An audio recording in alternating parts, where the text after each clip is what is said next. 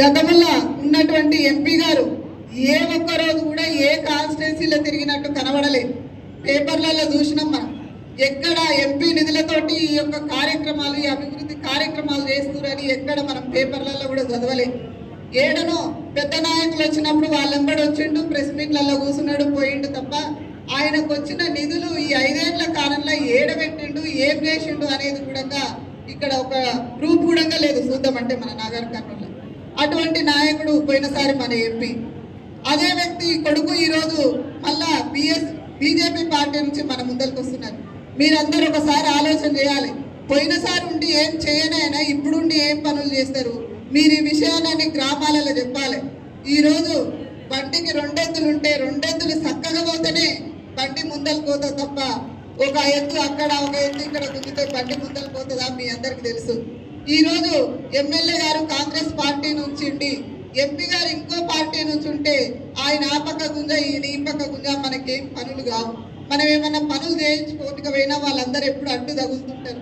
అవి మీరందరూ అనుభవపూర్వకంగా చూసిన వాళ్ళే ఇక్కడ ఉన్న వాళ్ళందరూ. కాబట్టి ఎంపీ గారు కూడా మన పార్టీకి చెందిన అభ్యర్థి, మన పార్టీకి చెందిన నాయకుడే ఉంటే మనకు ఎంపీ నిధులు వస్తాయి, ఎమ్మెల్సీ నిధులు వస్తాయి, అదేవిధంగా మన ఎమ్మెల్యే గారి నిధులు కూడా వస్తాయి. మనం కార్యక్రమాలను, అభివృద్ధి కార్యక్రమాలను, మనం ఊర్లలో ప్రజలకు ఇచ్చినటువంటి మాటలను, మనం చేసే పనులను చేయించుకోవచ్చు. ఈ విధంగా మనము ప్రజలను మోటివేట్ చేసి వాళ్ళ ద్వారా మనం పెద్ద ఎత్తున ఓట్లు వేయించుకోవాలని మీ అందరిని కోరుకుంటున్నాం.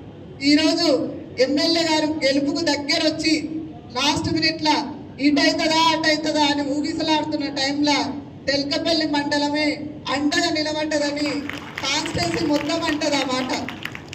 ఈడ లోకల్లో కొంచెం చిన్న చిన్న ఇష్యూలు ఉండొచ్చు, ఎవరి మధ్యలో ఉంటాయి. అవి కుటుంబం అన్నాక 4 సభ్యులు ఉంటేనే 4 మధ్యలో 4 రకాల అభిప్రాయాలు ఉంటాయి.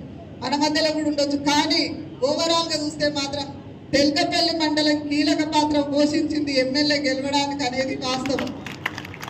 అదేవిధంగా ఈరోజు ఎంపీ గెలవడానికి కూడా తెల్కపల్లి మండలే కీలకంగా నిలబడాలని నేను మీ అందరినీ మనస్ఫూర్తిగా కోరుకుంటున్నా.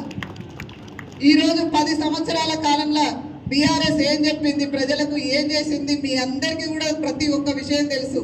ఆ విషయాలన్నీ మనం గ్రామాలలోకి వెళ్ళి చెప్పుదాం.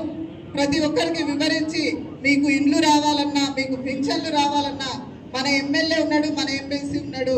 అదేవిధంగా సెంట్రల్ నుంచి కూడా కొంచెం ఫండ్స్ వస్తాయి మనకు. కాబట్టి మనం మల్లురావికే ఓటేయాలని చెప్పి మీరందరూ మోటివేషన్ చేసి ఓట్లేపియాలని, మనం ఎక్కువ మెజారిటీ తీసుకొచ్చి అక్కడ కూర్చున్న వాళ్ళం అందరం ఒక 5-6 నెలల్లో ఇక్కడ కూర్చుంటాం. వస్తాయి కదా లోకల్ బాడీ ఎలక్షన్స్. ఎంతోమంది ఇక్కడ కాబోయే సర్పంచ్లు ఉన్నారు, కాబోయే ఎంపీటీసీలు ఉన్నారు, జెడ్పీటీసీలు ఉన్నారు, చాలా పెద్ద స్థాయికి వెళ్ళే నాయకులు ఉన్నారు. ఒక్కొక్కరు ఒక్కొక్క ఊరును మోటివేషన్ చేసి ఏపించే నాయకులు ఉన్నారు. మీ అందరికీ కూడా ప్రత్యేకంగా చెప్పాల్సిన అవసరం లేదు. మీ అందరు ఎంతో అనుభవజ్ఞులు, గ్రామాలలో తిరిగి పనిచేసేటోళ్ళు. మిమ్మల్ని కాపాడుకోవాల్సిన బాధ్యత వేదిక మీద ఉన్న మాకుంటుంది. మీకు పార్టీకి పెద్ద ఎత్తున ఓట్లేపించే బాధ్యత మీ భుజాలపై ఉంది. మీ బాధ్యతను మీరు సక్రమంగా నిర్వహిస్తారని కోరుకుంటూ, అధిక సంఖ్యలో మల్లురావి గారికి మెజారిటీ తెప్పిస్తారని కోరుకుంటూ, అవకాశం ఇచ్చిన వేదిక మీద ఉన్నటువంటి పెద్దలందరికీ మనస్ఫూర్తిగా ధన్యవాదాలు తెలియజేస్తూ, జై కాంగ్రెస్, చెయ్యి గుర్తుకే. మా అన్న చెప్పినట్టు చెయ్యి గుర్తు మనది. కాబట్టి అందరి చేతులు ఎత్తి చెప్పాలి ఒకసారి, చెయ్యి గుర్తుకే, చెయ్యి గుర్తుకే. రేవంత్ రెడ్డి గారి నాయకత్వం, రాజేష్ రెడ్డి గారి నాయకత్వం, దామోదర్ రెడ్డి గారి నాయకత్వం, మల్లురవి గారి నాయకత్వం. జై కాంగ్రెస్. పార్టీకి పట్టుకొమ్మల్లాగా, సైనికుల్లాగా పనిచేస్తున్నటువంటి ప్రతి కార్యకర్తకు, ప్రతి నాయకుడికి, ప్రతి ఒక్క లీడర్కు పేరు పేరున ఈ సభను ఇంత విజయవంతం చేసినటువంటి కార్యక్రమానికి ఎంతో కష్టపడ్డ వాళ్ళు ఉన్నారు. వాళ్ళందరికీ కూడా పేరు పేరున నా యొక్క నమస్కారాలు, ధన్యవాదాలు.